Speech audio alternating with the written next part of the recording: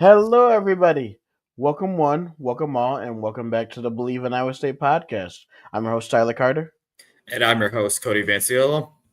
Cody, we are getting to that point, man. This it seems like Ireland was just months ago, man, and now we only have 4 games left in the season. But before we get to the ASU matchup, we're gonna talk about basketball real quick. The Cyclones get another baller from France. I'm gonna go to my my page because I know I quote tweeted it on my Twitter page, but I mean we got to strengthen that Iowa State to France pipe the France to Iowa State pipeline. Mm-hmm. Yeah, I mean, this is the second guy we're expecting because we've gone a little international over the past couple of years, bringing in Nojas Drusaitis, who from Lithuania or represented Lithuania in the the U19s for Yep. the U19 team. And yeah, it's pretty much so. Now we're exploring Europe a little more because you're getting a lot of experience. Because I think the I think the big factor into starting to bring people from France has been like, at least in this era, Victor Wembanyama. I mean, you see what he's doing right now in the NBA. He's one of the best players, and he's basically a mismatch just to about anybody that matches up against him. So it's no surprise that. And then, I mean, even before that, I'd say Tony Parker is another Yeah. great Frenchman, and that was kind of that was on the Spurs teams I grew up watching. Yeah, I mean, France has just I think with Tony Parker, their basketball and developmental program has been huge because if you just look at the NBA draft all the last few years, the top players have been coming out of France. So just to strengthen that pipeline and with Kylian Torre uh, proving to be really good in these scrimmages, I'm actually really excited. I believe because don't the Cyclones have a basketball game this up next Monday? Oh yeah, I think we actually have two this week. Oh, okay. Yeah. So yeah, we're just getting non-con started, and yeah, I think you're trying to find it, but I found like your tweet that, funnily enough, you were talking about. So yeah, Yeah, uh, yeah. 2026 forward, Dorian Ronaldo Comlin is taking an official visit to Iowa State today, and this was reported at about 2 o'clock. So this was earlier in the day. He is a 6'10" forward that comes out of France, and he's listed as moves extremely well at his size, protects the paint at a high level, and has developing offensive game, high upside on both ends, and is playing this high school season for Aspire Hoops, which is one of those they're like those elite like basketball academies. So kind of So like a like Brewster or like a Oak Hill, like back in the day. yeah, or even like a Montverde, like if you Oh yeah, will. So yeah, so I mean, yeah, just 6'10", yeah. I mean, with the way this is sounding, I don't think we're going to get the same as Wembanyama, but wouldn't that be kind of nice if Iowa State was to get a 6'10" forward that could come in, say, after obviously Jefferson graduates? yeah. That'd be nice for him to come in right after the him and improve in the future of Iowa State basketball. That would be very nice. And then we also got to look at another guy. Sam Kaiser also reported on this. We also got a guy named Jackson Kiss for the 2026 class. Yep. Yeah. I mean, the jokes are going to write themselves, obviously, but yeah, Jackson Kiss has committed. He's a 4-star recruit. He also had out of Utah Prep. He did get offers from New Mexico, Hofstra, George Mason, Utah State, and many others, but chose the Cyclones. 6'8", with a great touch at around the basket. Tough physical rebounder, plays both feel good, with good feel on both ends of the floor. So yeah, starting to get some big men, and I think that's crucial because I think the guards are going to be fine. I think Oh, guard wise we're going to be, guard play will be fine. Yeah. yeah, especially you see the development Bateman, Torre, and Dominic Nelson, because I believe Dominic Nelson's a junior like this year, so he'll have another year. And then Mason Williams once he comes back from injury, because I'm assuming, yeah, because I remembered he redshirted this year, given Yeah, the. I totally forgot about Mason Williams. That happened so long ago. So yeah, you're gonna have him, so you can see what you possibly get from him. So yeah, pretty much just starting the recruiting early, And I think it's going to be crucial as obviously Iowa State is focused on this year. But I mean, talking about this year, the Cyclones, a few of them have actually picked up some notable, like some preseason hype. Joshua Jefferson is on the Karl Malone Power Forward of the Year watch list. I mean, he is literally like the do-it-all kind of guy. He can pass, he can shoot, he can attack the rim, he can even hit a couple threes, and he does just about everything you want for TJ Altenberger. So keep an eye on that. And then Milan Momcilovic has earned is on the watch list for the Julius Erving Small Forward of the Year. And I mean, we all know what we expect out of Milan. Obviously, these couple exhibitions, he hasn't shot the ball great, but the talent that Milan is, he's going to get out of it. So I am not too concerned about him. And then Taman Lipsey also picked up Bob Cousy is on the watch list of the Bob Cousy Point Guard of the Year. So really, your main three players that you're expecting to contribute a lot are getting preseason attention. So really good to see. And I mean, back to the preseason attention, the Big 12 did release their preseason poll, and as you can see here, Iowa State lands at number 5, which I'm kind of not surprised at. I think just given the parity of the conference and how strong it can be, I'm not surprised. Houston at number 1, Texas Tech number 2, BYU at 3, and at 4 is Arizona. So top 4 is I'm not surprised about, but I guess like if you were to like this, is obviously an early season, so you always take this with a grain of salt. But if you were to see any of these teams that are in like the 9-16 range, who can maybe make their way up to the top half of the conference? I'm looking at these teams. I'm gonna say an underrated team, maybe to look out for is maybe Oklahoma State. Oklahoma State does have some pretty good talent coming in. I could also say Cincinnati too. Cincinnati was pretty scrappy last year. I do think that they can make a jump, or Oklahoma State. So those are 2 teams I'm looking at. If we're just looking at a team in general to watch out for, really depending on how they develop, I'm looking for K State, and that's just for the fact that they have PJ Haggerty as one of their tops as a top scorer in the and college basketball last year. So watch out for K State this year. Oh, for sure. And I mean, I think I also saw what the preseason, like we also know like what we are expecting for the preseason. So yeah, that's just for the men's basketball side of things. But can I forget about the women's basketball team? They just had an exhibition the other day, and we got to see the debuts of the freshman class and the transfers. The big one obviously beating Jada Williams, and take a look at some of the watch lists for Addie Brown and Audie Crooks. I'm not surprised, and we got 2 of the National Player of the Year, so that's kind of nice to look at, and the recognition and the ability of both Audie and Addie is really crucial. And just scrolling through some of these like the exhibition the other day, I think Reese Beatty, freshman out of Tennessee, really impressed from her. She was doing a really good job at the point guard position, so I'm really excited to see what she can do. I saw Kenzie Hare back in action for the first time since she suffered her hip injury earlier into last season, so it's really nice to see. And then Jada Williams, she's gonna be fun to watch.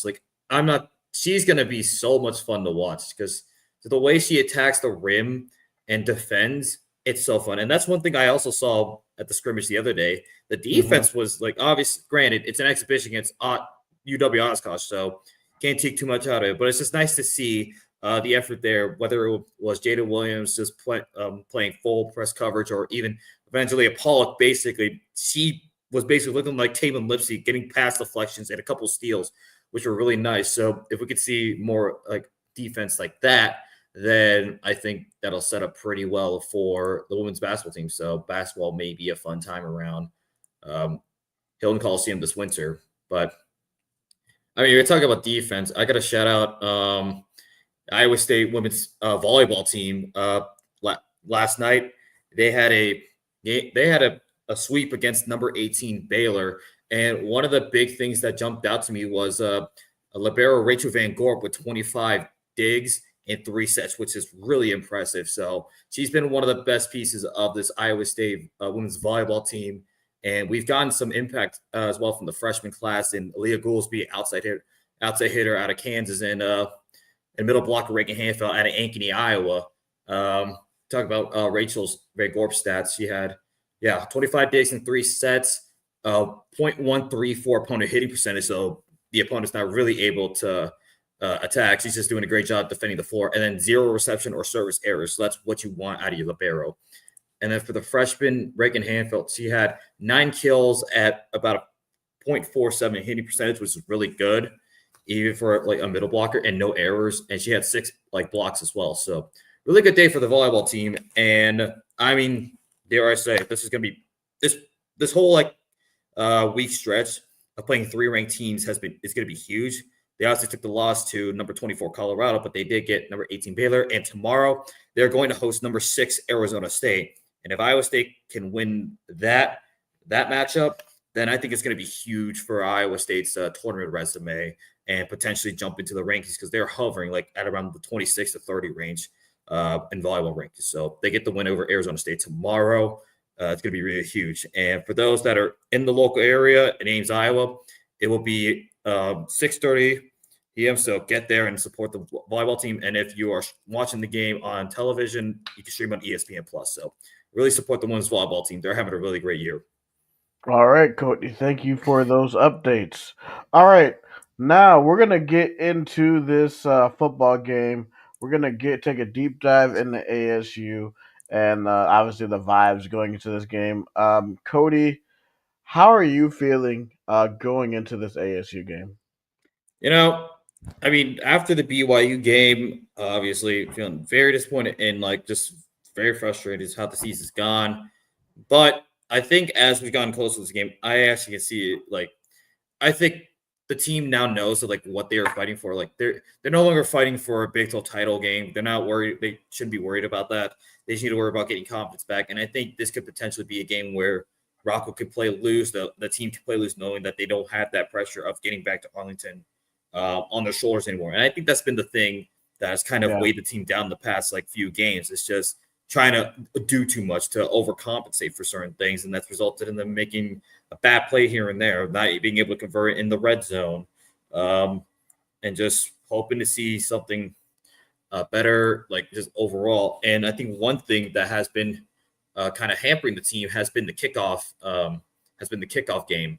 And good news for Iowa State. The injury report came out yesterday, and it does list Jace, like who usually is our kickoff specialist. Jace Gilbert is questionable, but it does sound like that he is going to play. Oh Obviously, yes. yeah. So obviously, you lost Sean Cummings Coleman, another defensive back out for the season, which is brilliant. But yeah, it sounds like Jace Gilbert may be back for kickoffs purposes. And also a couple of guys that jumped out to me: Will McLaughlin, Abu Sama, and Tamatoa McDonough, and Tayshawn James are all listed as questionable. So I'm really curious to see what that meant. But the big thing that comes out of this injury report is Sam Levitt being out for the game and Jordan Tyson expected to be out, even though it's listed as doubtful. So this is something that's huge and that could play to the favor of Iowa State. Because I mean, I put this in the best way I could put this game is Eric Hartman yelling out "cripple fight." That's basically what this Arizona State Iowa Basically. State game is, because Yeah. I mean both teams are coming in with like a lot of injuries in probably the worst places you want them, because for Arizona State, Sam Levitt and Jordan Tyson aren't just your two best players on offense. I think they're the best two players on that team. So to lose those two players for this game is not going to be fun. And obviously that's a challenge that Arizona State has to face, like Iowa State and their injury issues. So really both teams come into this game limping. It doesn't have the same kind of aura that like in the same feel that it would have had in the preseason, because I think a lot of Arizona and Iowa State fans were both circling this game November 1st in the preseason. It's like, this is going to be huge for the Big 12 playoff, for the Big 12 race. And unfortunately, just hasn't played out the way it does. But I think both teams are fighting for something different. But at this game, I think I feel pretty good about it, because I do too. there's a couple of matches we got to talk about. But this game, before we even talk about the matchups, the weather is going to be something that's going to be plays a factor, but also like this game's going to be on TNT, so we're going to really get to see TNT's coverage, because they've been the main network that's been covering the Big 12 throughout the year, and I think they've done a really good job. And I think they're going to be doing a special on TV an hour before the game. They're doing like the pregame show. So if Mm-hmm. you're watching this game on television on TNT, then tune in at 11 a.m. Central Time because that's when they're going to be airing the pregame special. But I mean, we got to talk about. I want to talk about the weather of this game because this is just a quick weather report. Did not expect to be a meteorologist, but here I am. 46 degrees expected. It's expected to be around 40. Yeah, at kickoff with light rain. And then, yeah, with the winds coming in at like 12 miles. So this is, I don't know how Arizona State's going to feel about this. How are they going to feel about playing in this weather on on Saturday? Just definitely not. It's definitely not going to feel good. This definitely feels like an advantage Iowa State game because I mean, you look at both these teams. Obviously, both the season for both of these squads are sort of like a what could have been, but like it's sort of look at the psyche. You look at both positions. At the most important positions, and unfortunately, losing their quarterback and receiver. And with that, like I don't know what ASU Psych is going to be coming in here into Ames, but with that, we're going to take a look and really dive deep into this matchup. We're going to look at yeah, I got it. Yep. Arizona State's offense versus Iowa State's defense. So we're gonna take a look at the signal caller on Arizona State. It is going to be what is it?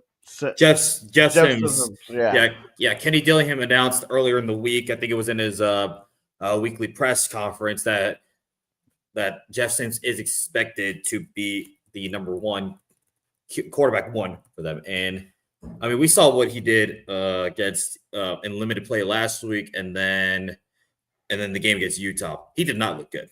He did not at not look all. good. He's described to me as like a one-dimensional guy. He could run the football and scramble and make plays, but he just can't throw it that well. So Yeah, he has a 48% completion percentage. yeah. So I mean, Iowa State's defense, they've been gashed like throughout the entire, I think the entire year. The defense has been kind of not been what they were. And I mean, last week, Bear Bachmeyer just in that second half really gashed the team. But I don't think Jeff Sims is on the level of a Bear Bachmeyer, a Braden Mm-mm, Sorsby, mm-mm, or even a Noah Fafita. I don't nah. think he's on that level. I mean, yeah, you mentioned it, 49% completion percentage, only 3.7 yards per pass, so not great. And just and then I think this can probably, yeah, this should favor Iowa State because I mean, you're not going to necessarily be worried about like his throwing ability. You have to be more worried Mm-mm. about his passing. So I think for the defense, the thing you want to do is number one, like you did against BYU, stop the run because you did that pretty well for the most part. Yep. So I think if you can do that and bring up the intensity that you did against BYU, then it plays well to you. And then the second, and then yeah, just really that's the main thing I want to see. I just want to see us like not like just really shut down Jeff Sims and shut down their run game, like whatever they have. But I think this plays favorably into Iowa State's defense because yeah, I just like what I agree. said, just as long as they bring the aggression, and we'll get to like kind of these keys of the game a little later on. But yeah, that's one thing I want to see that I really liked out of us in the first half was the aggressiveness and the Yeah. play we had. Yeah, no, you brought up some good points, Cody. Yeah, I am thinking the same way. Because obviously they're going to be running a lot of option off offense. They're definitely going to be very very run heavy. So I expect the Cyclones to at least get there, get to the point of attack. With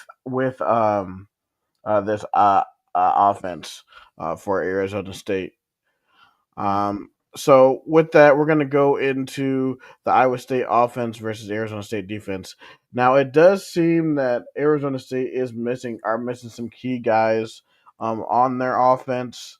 But I And think just oh, go ahead. and their defense, like I remember like I was talking to an Arizona State guy and he mentioned that they were missing some like important defenders like D linemen and offensive linemen. So they are not like they're in the same position we are because yeah, I see a couple of questionables like Prince Dorbra defensive lineman for Arizona State, offensive lineman Joey Sua. And then out is like defensive lineman Zach Swanson, offensive lineman Matai Jefferson. So yeah, their defense is about as gash as we are, just in probably different positions. But Yeah, to me, I'm just looking at for Iowa State to win this game. Honestly, if Rocco is even just average in this game, Iowa State should win this game by double digits. Like as long as Rocco plays within himself and obviously doesn't try to do too much because there's really no pressure right now. Like honestly, we're just playing to have a really good finish at the end of the season. Now, like the pressure's off, and if we can run the football like we did um, last week. right, I think let's say we could probably shorten this game and um, you know have possession. And I think last week because obviously we've seen we know what this offense can do.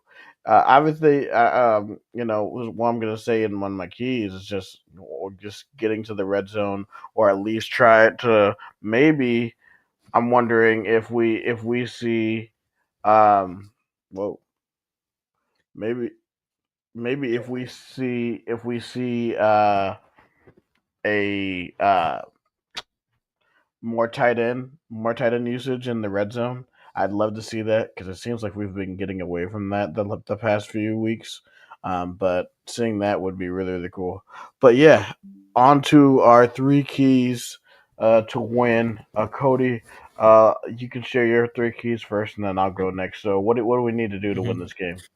I think number one, I think it's good. I think it's a confidence thing for Rocco. I think that's what I think maybe is what the biggest thing is. That's been like his thing. I think it's a confidence factor because obviously the 3 interception game that's going to wait. Like we know how much these losses have weighed on Rocco, so I think his confidence like has to be there.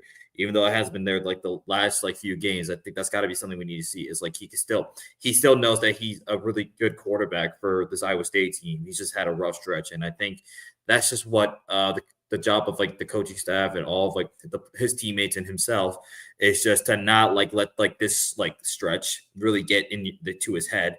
And maybe that's what happened in that the BYU game. I think it was that pick. I think that really weighed on Rocco heavily in that Oh yeah, game last week. And he was trying to play hero ball, throws it to Gabe Burkle, gets picked off for pick six. I think that was just a really good play by the defender.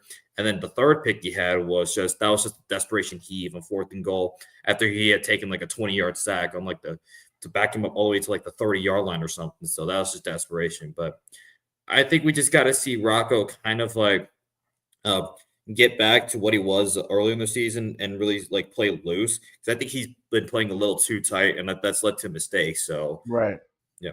And then I think that goes right into our like my second key is uh limiting the mistakes, limiting the turnovers because in like the 3 losses that we had, the turnover margin has been 5-1 and not in our favor.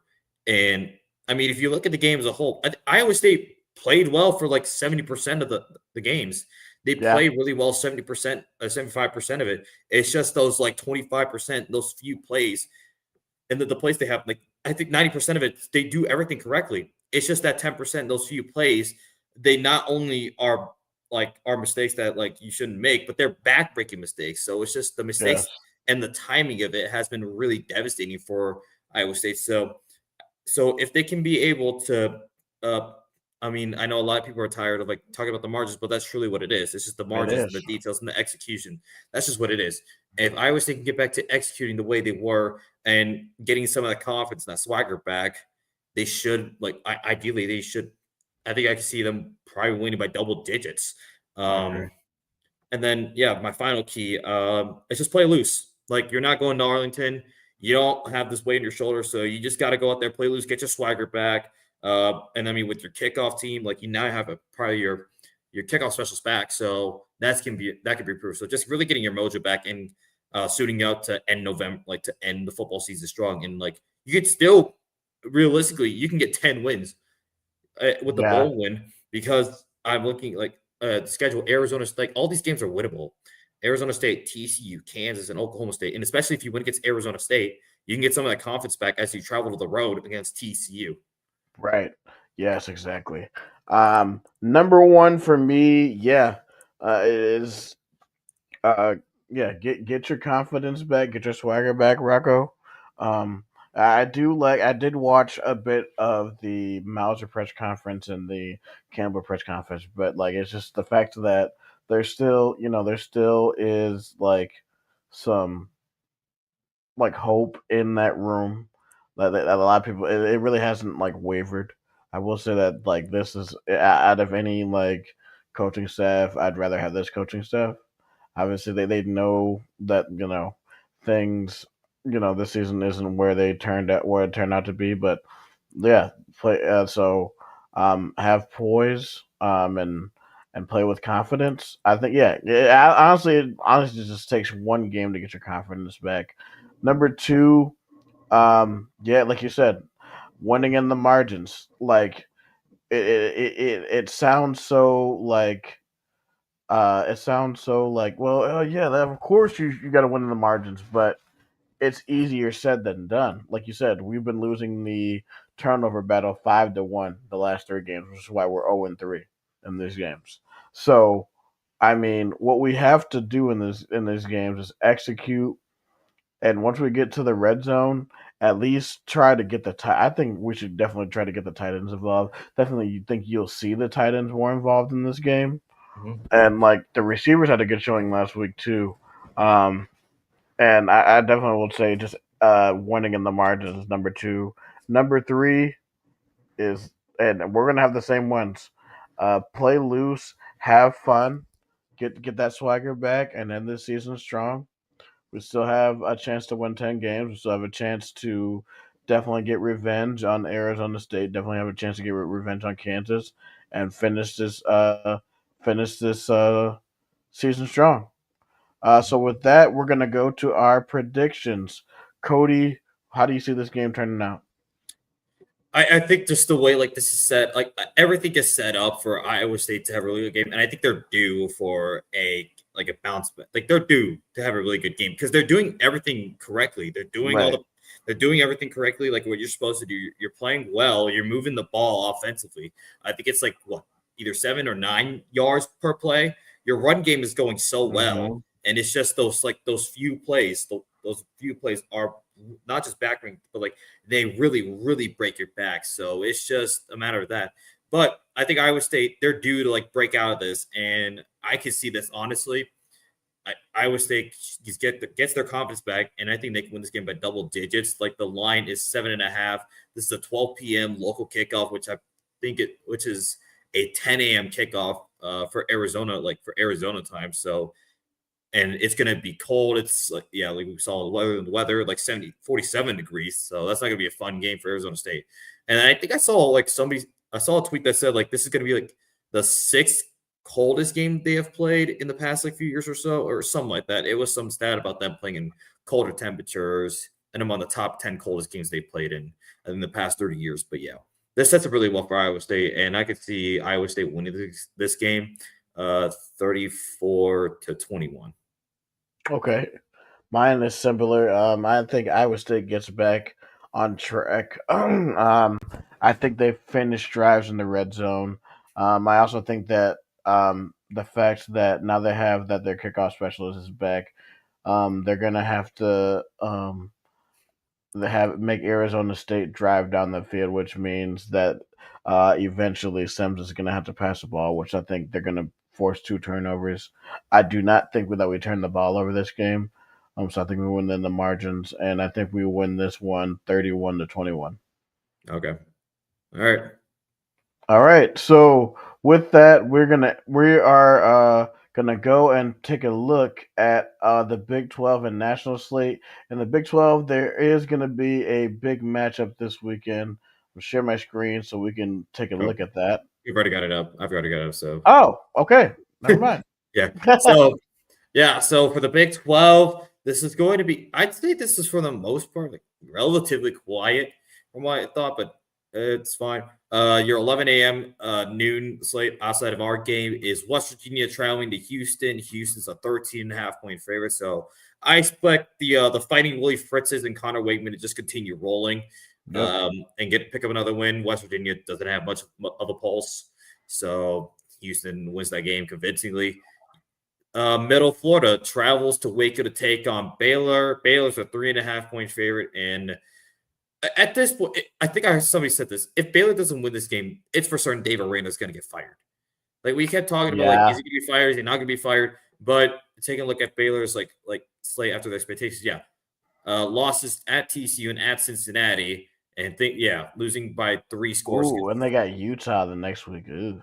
Yeah, so this is a must win for Dave Aranda to even say this job, and that's I'm already saying, and he's already on a tight leash. He loses this game against Central Middle Florida.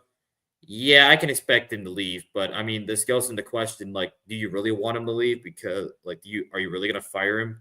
Because if you look at the coaching carousel, and I mean, I just saw something earlier about the coaching carousel. We can get to. Wait, actually, no, never mind. It was it's a parody, but anyways. Wait, I mentioned the parody real quick. This is relating to the coach carousel. I just saw a parody tweet that said Penn State is currently interviewing former Arkansas head coach Sam Pittman. I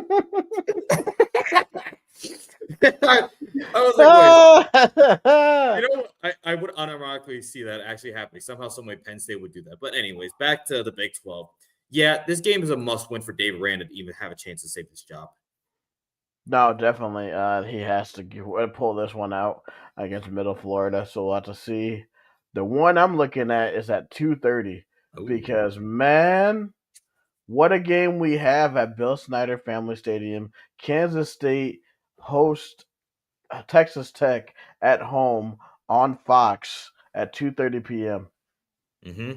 I mean, Kansas State, they're back from the dead. They are 3-2 in the conference, 4-4 overall. But yeah, being 3-2 in the conference is huge. And Texas Tech, they're coming off a convincing win over Oklahoma State. That doesn't say much, but yeah, huge game for Kansas State. Like if they win this game, they are right back in the race for the Big 12. Like we thought they were dead after they lost to Army in their non-con, but here they are.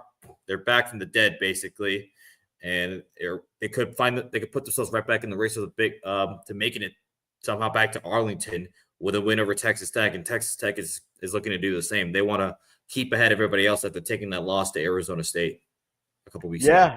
Yep, exactly.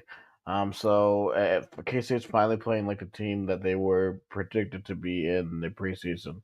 Let's see. We have Oklahoma State going on the road to Kansas. That looks like that's going to be a B to A for them for KU. So we'll see. And then Arizona is going on the road to Colorado. Arizona is a 3.5 point favorite in that game, so Arizona should be able to win that. But when we have the nightcap, and this is going to be the college game day game, Cincinnati is going on the road to Utah, and this one is going to be a Big 12 after dark game at Rice Eccles. Cincinnati going on the road to Utah. It's about time. College game day. I know I don't really care about it, but it's about time they went to a Big 12 game. Like outside of the Big 12 championship game a couple of years ago between TCU and Kansas State, I think the last time they went to college game day was a game for Kansas or something. It was like 3 years ago. Oh yeah. So yeah, I really don't care for college game day that much, but like the fact they're finally back at a Big 12 game, I'm like, finally, about time y'all showed up here. Jeez, fuck you been. But anyways, Exactly. Yeah, Big 12 after dark, and that lot. Utah being a 10.5 point favorite is crazy, which is leading me to suggest that, I mean, Rice Eccles is a really good place. It is. That's one of the best environments in the Big 12 and probably in all of college football. So, they're going to get loud for this. I'm really curious to see how Cincinnati is going to adapt to like how they're going to deal with like playing football that late. Because I don't remember the last time they played in a game that late. I'm trying to find like the uniform matchup. I remember seeing something about like the uniform matchup. Are Cincinnati wearing their regular white jerseys or black? Let me see. Okay, I can show it here. Let's see. Come on. I think no, they actually are rocking with the white, the black helmets with the Ooh. white and white. So Oh, this I is what. like that. So that's what they're going with, and then Utah football. I need to see what they're if they rolled out their uniforms yet because looks like they. Oh, they're going with their Oh, they're wearing their blackout. black jerseys. Okay. Huh. All right.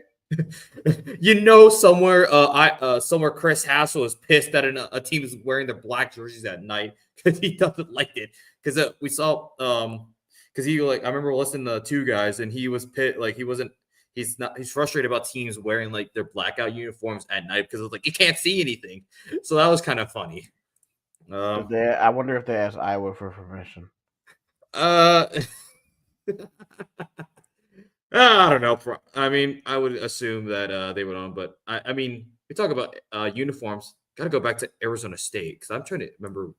Yeah, here are their uniforms. So this is what they're going with, and they got the Sparky logo. So that's one thing I'm like disappointed. It's like, why does our equipment team continue to wait until like the last minute before they show the uniforms? I wonder what we're in. So, but I don't expect us to wear the black uniforms again because we already wore it I last week. mean, nah, we're wearing Cardinal. We're Yeah, not wearing yeah. black jerseys. Yeah, and real quick about the black jerseys, I was listening to Ben Hutchins, the Quad State Times, his article on Iowa State's black uniforms because that's been a topic of debate. And one thing he mentioned was like it's kind of one of those it's kind of a pick me up kind of thing. Like it's a kind of a mojo, it's kind of a morale thing that like it's kind of like a last resort. Like you're playing these black uniforms and like you feel different. And I mean, he got a quote from Jeremiah Cooper saying, I feel like a psycho wearing the black uniform." So I think the black uniforms do have something to do with the psyche of the team because I mean, if you look good in it, feel good in it, and then he even showed a pie chart for the colors that Iowa State's worn since Matt Campbell's been here. So this is for all the people who talk about, oh, Iowa State wears school colors. Okay, let's see, red 42% of the time, white and black are universal, and you see yellow and gold. He doesn't really wear them, and I think it's the reason why. I heard that Matt Campbell doesn't like wearing yellow. He doesn't like the yellow uniform. So there you go. I don't. Nobody likes those things. So, all right, see, y'all. You see this pie chart right here. Y'all need to stop complaining because we don't wear black as much as you think. So shut up. Yeah, and then he even has a spreadsheet showing every single game. And I think I think last season, 2024, was the first time I saw us wearing the black uniforms more than once or twice in a season. We win in those for the most part. We're like 12-4 in those jerseys. Yeah. I mean, we could. I'm going to explore the. Oh wow! See. Yeah, this is the so this is the spreadsheet that Ben Hutchins made. So shout out to him. I love his coverage for the Quad City. This is insane. Yeah. I love this. So yeah, I mean the All Blacks debuted with Brock Purdy's first start. That was a really fun game, and then we wear it against Kansas State, and look what happens. We win. So keep that for reference later on. Okay, this is elite. This is elite right here. Texas 2019. This is the Connor Assalley game winner. Oklahoma, yeah. The all black, yeah, we wore black a lot in 2020. In 2020, yeah, we did. Wow, we wore State, that 5 times. Good lord.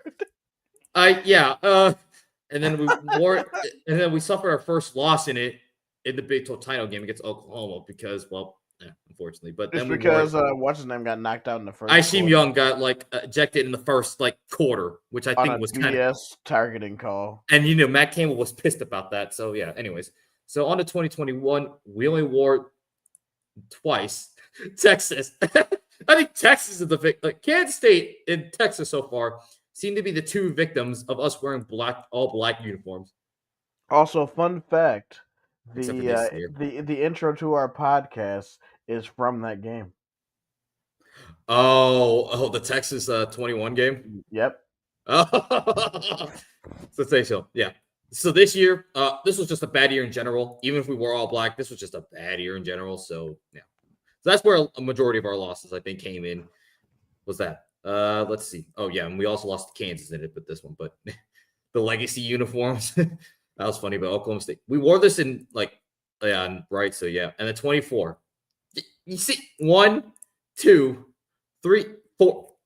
But people made it out that we wore it more than 5. Like we wore it like really badly. Like we Oh wore. my gosh, we're wearing black. I will Shut up. admit, I will admit the Pop Tarts uniforms. I don't think I would like to see us wear this combination again, but I get why we wore it. I'm not gonna cap. I like those. I like that look. I You know I what? like that look. I mean, for the occasion, it made sense. I think it'd just be funny if we ever play Miami again. We just need to bust out the Pop Tart uniforms. Shoot, I would. Yeah, Especially if they yep. come to Ames. Oh yeah. So, what a that'd be a weird world we live in, where Miami has to come up to Ames, Iowa, and like, all right, crazy scenario. Somehow, some way, Miami and Iowa State match up against each other in the playoffs, and Iowa State's the higher seed. Yes, pull them out then. Pull out the cookies and cream jersey.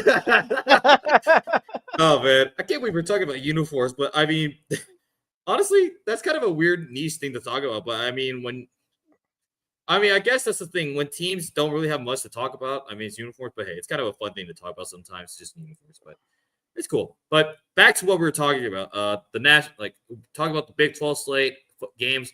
Now we got to talk about the national slate of things. And today, right as of right now, we got some American action going on right now. Looks like it's Sun Belt action. Got Coastal Carolina hosting Marshall. Marshall being a 7.5-point favorite, and Tulane traveling to San Antonio to take on the Roadrunners, the UTSA.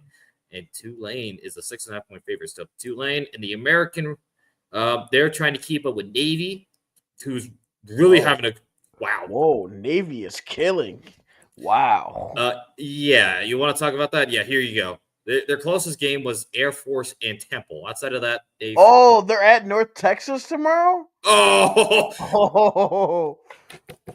Oh, dude, that's gonna be fun. We'll get to that in a little bit, but great. Yeah, right now Tulane UTSA are going at it, so I might tune into this tonight while drinking a mug because it's Thirsty Thursday. It's almost Friday, so I'll start drinking. But tomorrow, Memphis.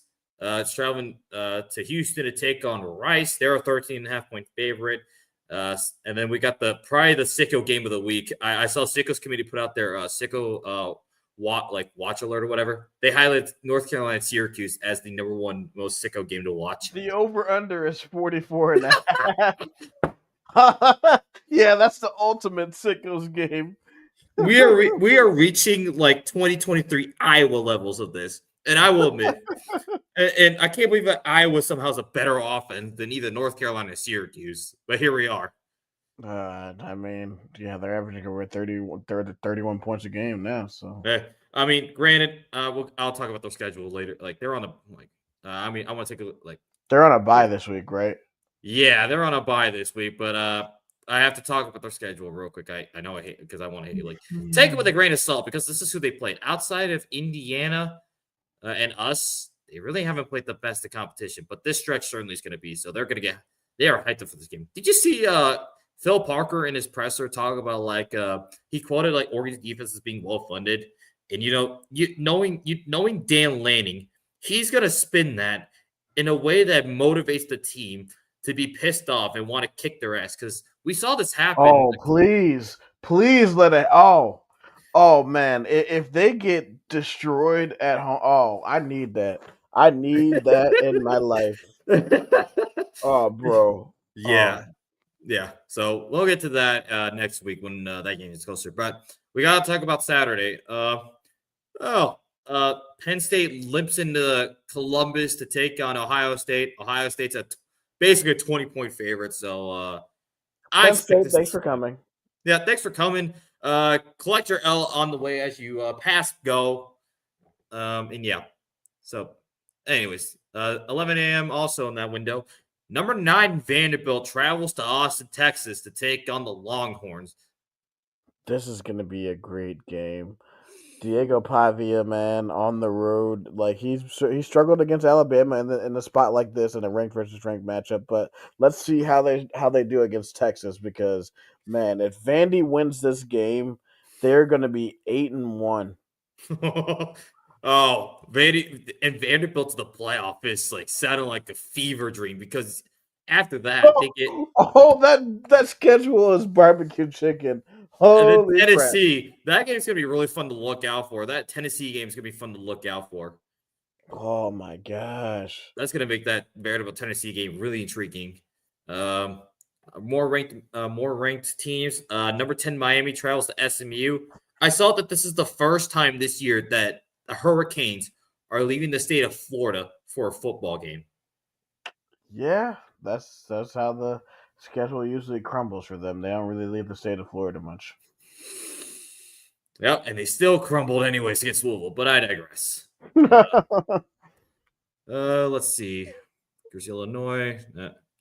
Rutgers, Illinois, NBC, Illinois.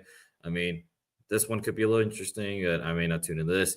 Yeah, we mentioned it earlier. Navy travels to Denton, Texas, to take on the Mean Green of North Texas. Oh, this is gonna be Man, fun. that's gonna be a great game there. 6.5. Oh, the over under for that game is 65 and a half. Points galore, baby. I'm shooting that. Honestly, I'm gonna shoot that. I'm shooting that over, baby. We saw what happened against North Texas hosting South Florida. I expect fireworks all over the place. So here we go. Oh yeah, bro. When we're at the game on Saturday, we're gonna be like, dang, 45-52. What? Yeah, that's pretty much our reaction. Um, for the two Ooh. o'clock slate, number 16 Louisville is headed to Lane State to take on Virginia Tech at 2:30 on CBS. Number 2 Indiana travels to Maryland to take on the Terrapins, and then also at 2:30 on ABC, the world's largest outdoor cocktail party between the number 5 ranked Georgia Bulldogs and your Florida Gators. You want to weigh in on this one? Florida's gonna get killed in this game again. Actually, no. I mean, to be honest, this game was actually pretty close last year until DJ Lagway came out. This game hurt, Oh so yeah. Florida is probably gonna put up a fight in this game. Yeah, I mean But I the think line of Georgia that can game, yeah, prevail. yeah, the line of that game is 7.5. So they're expecting this to be a one possession game throughout. I think it will be. Florida's gonna give it their all, but I Yeah, think Georgia will be too much in the end. yeah. Notre Dame travels to Boston to take on Boston College. 28.5 point favorite. Oh boy, please Notre Dame, just hit the spread. I don't care. Anyways, Virginia travels out west to take on the Calgorithm at This one 2:45. that one's gonna be interesting because going 3 time zones west. That's that. I mean, look, they almost lost last week. I could see them losing this game. Mm-hmm. So yeah, that Cal pick could be a sneaky one. For the 6 p.m. the prime time window, you've got South Carolina. The Gamecocks are limping into Oxford to take on Ole Miss. I expect Ole Miss to just beat the crap out of South Carolina. Yeah, especially after their failed upset bid last week over Alabama. Alabama. Yep. Yep. Michigan hosts Purdue. Not expecting much of a game out here. Georgia Tech is continuing their great run as they travel to NC State to take on the Wolfpack. They are 6.5 point favorites, so that one is huge for the ACC race.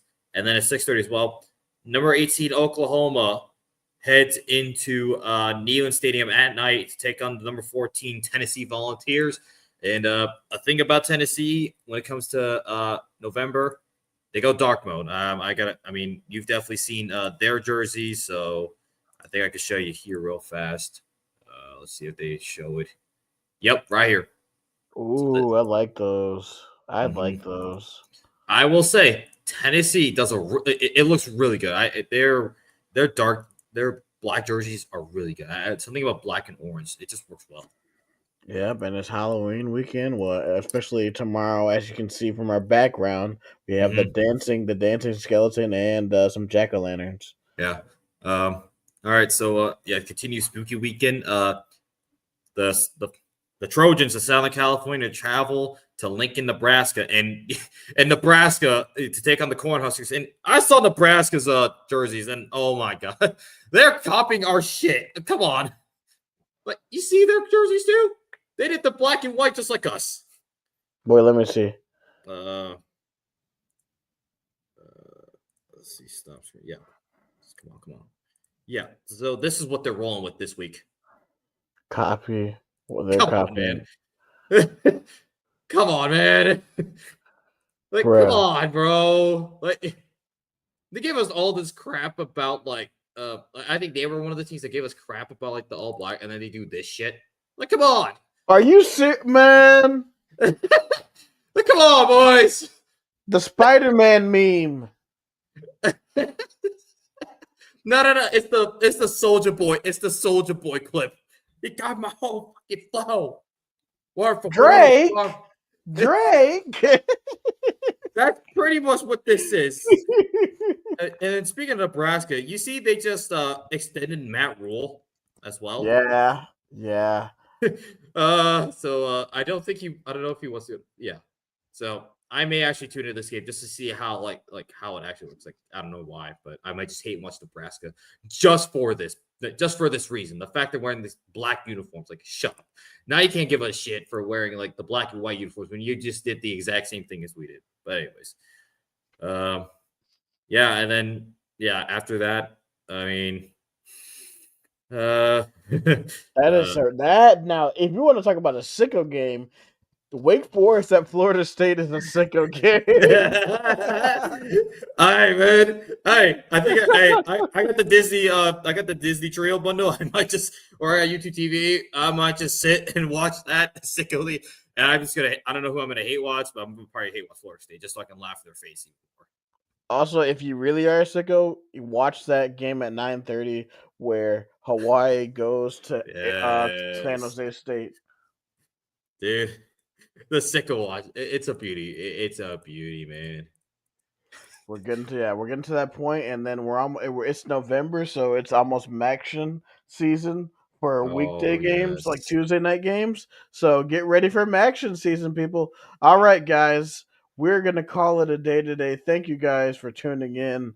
We want to give a thank you to Fan. Oh, Yeah. a thank you to FanDuel. Mm-hmm. And yep, also as well, to find us on social media. You can find us on YouTube, Instagram, Facebook, Twitter, TikTok, and Twitch. Tyler, tell them the Twitch. The Twitch is Believe in ISU 2025. Yep. And then you find us on Twitter. You can find Tyler at SideTieGuy. You can find me at Foam at Campbell. I'm mostly talking about volleyball right now because, I mean, that's the big sport that I'm into right now. But, yeah, I'll talk about football. And then, Tyler, how are you feeling about Dallas, like, right now? Well, it honestly, if they win this game, they said they're going to make moves at the trade deadline. I'll see it when I believe it. And what's his name? Jerry Jones is trifling. I can't stand him. But it has a chance. The vibes are immaculate right now in the city of Chicago. The Blackhawks are good, and the Bulls are 4-0. Matas Buzelis is a revelation for the Bulls. The Bulls are going to the playoffs. The Blackhawks are back, baby. Cue Chelsea Dagger. Let's go. Q serious for the Chicago Bulls. They're bringing it back. Yeah, that and get ready to hear that in the winter with some Iowa State basketball. This winter has a chance to be an all-timer. Let's go. I'm pumped. Yep, I'm ready. So let's go. I'm ready to go. I'm ready. All right. That is going to be your show today. For Tyler Carter. And for Cody Vanciello. This is the Believe in Iowa State podcast. Roll clones, baby. Go Cyclones.